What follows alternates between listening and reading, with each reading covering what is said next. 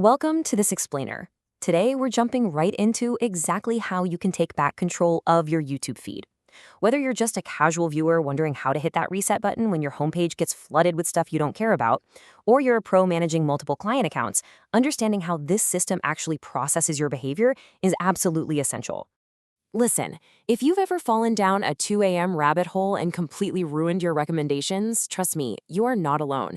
You watch literally one video on restoring antique clocks, and suddenly that's the only thing the platform thinks you care about. We've all been there, just staring at a homepage that feels like it belongs to a total stranger. Well, here's the hard truth. You can't just unplug the machine. YouTube simply doesn't have a magical one-click reset algorithm button.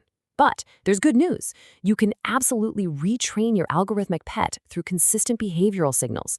You just need to change the watch history, search activity, recommendation feedback, and viewing habits that YouTube uses to personalize your account in the first place. To get there, we've got a really straightforward action plan. We'll be looking at the reset mess, cleaning your history, rebuilding your feed, why recommendations resist change, and finally, protecting and separating accounts. Let's kick things off with Section 1, the reset myth, where we'll bust the biggest misconceptions about the algorithm. So before we can actually fix the issue, we have to clear up a pretty widespread mistake.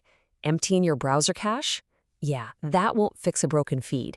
Clearing your cache or cookies only fixes local loading and formatting problems on your actual device. If you want to fix your algorithm, you have to clear your actual YouTube account history, because your recommendation profile lives up in Google's cloud, not on your computer's hard drive. All right, moving right along to Section 2, clean your history. The golden rule here, start with the smallest reset possible. Think of yourself as a surgeon for this part. You want to match the scale of your cleanup to the actual scale of your problem.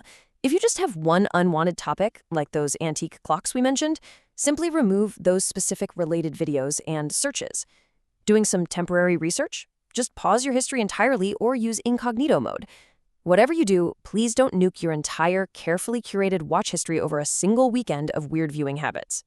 Now, when you're actively trying to correct videos that are popping up on your feed right now, you really have two main tools, and it is vital to know the difference. Clicking Not Interested basically tells the algorithm that the specific video or topic just isn't for you, but choosing Don't Recommend Channel, that is much more aggressive. It completely hides that specific creator. Just keep in mind, if you ban the channel, similar topics from other creators might still show up. You're banning the source, not the subject.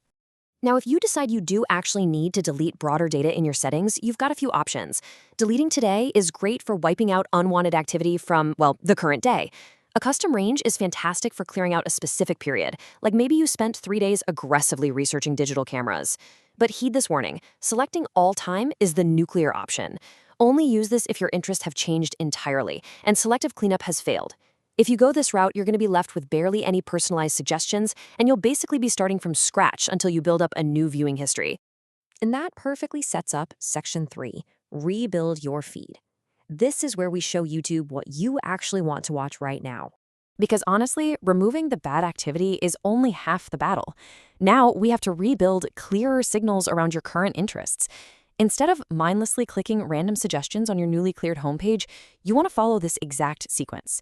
Actively search for 2 or 3 topics you genuinely love. Watch those credible videos all the way through. Subscribe to those channels, and aggressively use that Not Interested button if an antique clock dares to show its face again. Remember, you are the teacher here. You have to retrain the system. Okay, moving to Section 4. Why recommendations resist change. We really need to understand these mixed algorithmic signals. So, say you did the cleanup, but your feed still looks exactly the same. First off, don't panic. YouTube isn't just one giant algorithm. It's actually several algorithms working together.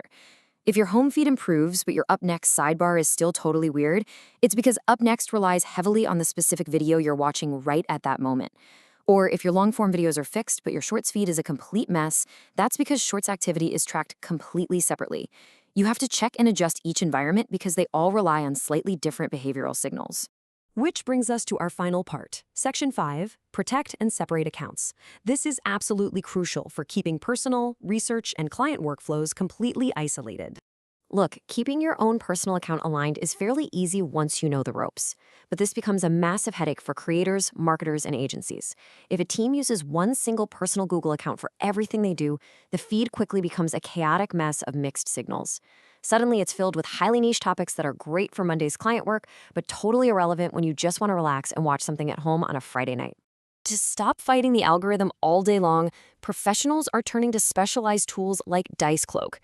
DiceCloak lets you create strict, dedicated browser profiles.